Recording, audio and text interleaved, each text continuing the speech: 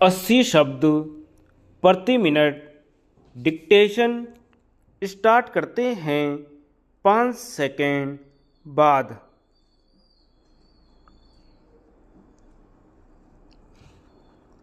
खतरनाक राजनीति।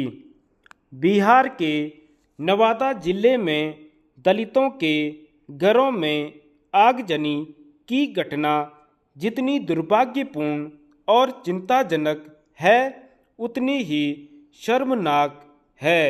इस घटना को लेकर हो रही छिछली राजनीति, इस घटना को लेकर यह माहौल बनाकर देश को गुमराह ही किया जा रहा है कि दबंगों ने दलितों के घर जला दिए, क्योंकि तथ्य यही है कि यह घटना दलितों के दो वर्गों के बीच के विवाद का नतीजा है।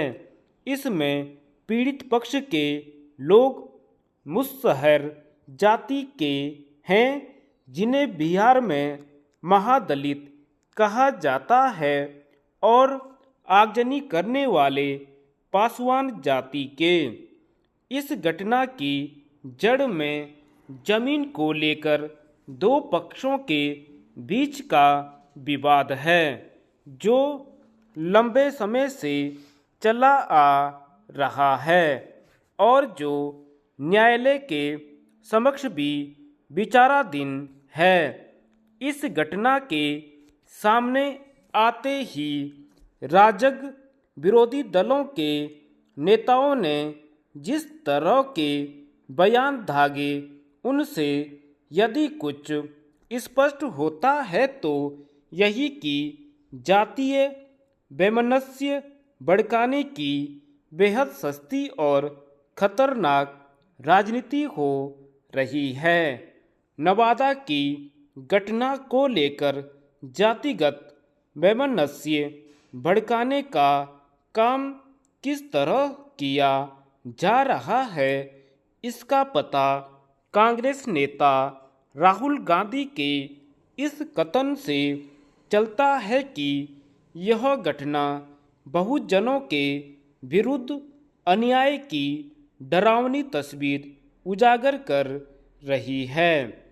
क्या राहुल गांधी ने पासवान समाज को बहुजनों की सूची से बाहर कर दिया है, और यदि कर दिया है तो क्यों और कैसे?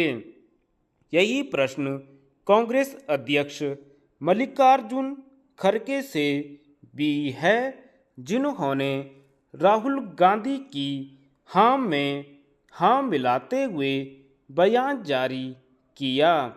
निसंदेह यह उनकी मजबूरी रही होगी, लेकिन वह तो स्वयं अनुसूचित जाति से हैं और उन्हें तो वस्तु स्थिति का ज्ञान होना ही चाहिए। राहुल गांधी ने नवादा की घटना पर यह भी कहा कि भाजपा और उसके सहयोगी दलों के नेतृत्व में ऐसे अराजक तत्व शरण पाते हैं जो भारत के बहुजनों को डराते दबाते हैं, ताकि वे अपने सामाजिक और संवैधानिक अधिकार भी न मांग पाएं। वह यही तक ही सीमित नहीं रहे, उन्होंने यह भी कह डाला कि प्रधानमंत्री का मौन इस बड़े षड्यंत्र पर स्वीकृति की मुहर है। उनकी माने तो बहुजनों के खिलाफ कोई षड्यंत्र रचा गया है, जिसमें प्रधानमंत्री भी शामिल हैं। नवादा की घटना के दोषियों के खिलाफ सख्त कार्रवाई आवश्यक है, लेकिन उसकी निंदा करने के बहाने सामाजिक संबंधों पर केरोसिन छिड़कने की इजाज़त किसी को नहीं दी जा सकती। दुर्भाग्य से राहुल गांधी एक लंबे समय से यही कर रहे हैं। वह कभी जाति जनगणना और कभी आरक्षण की पैरवी करने की आड़ में देश की सामाजिक एकता पर प्रहार ही कर रहे हैं।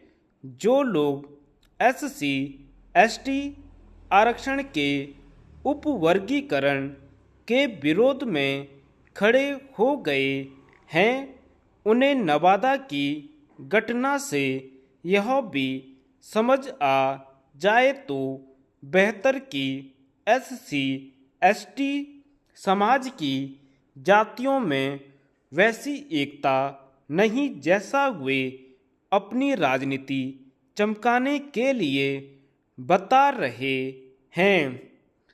धन्यवाद।